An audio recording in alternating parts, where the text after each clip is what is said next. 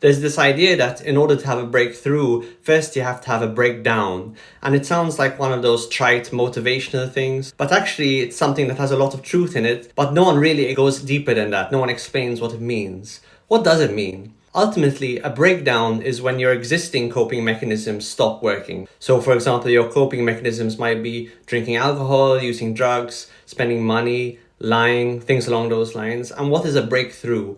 A breakthrough is when you realize that your existing coping mechanisms aren't working and you develop newer, better, more sophisticated coping mechanisms to deal with life.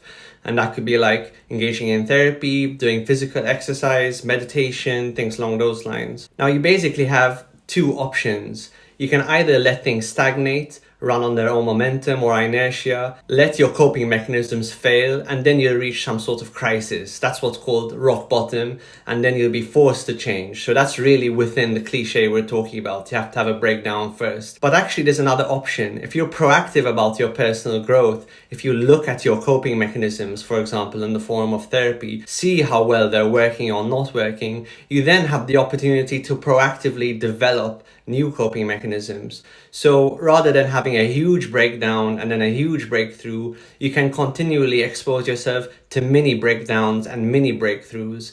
And that not only will help you get through life without crises, but also makes life more dynamic, more interesting, more exciting.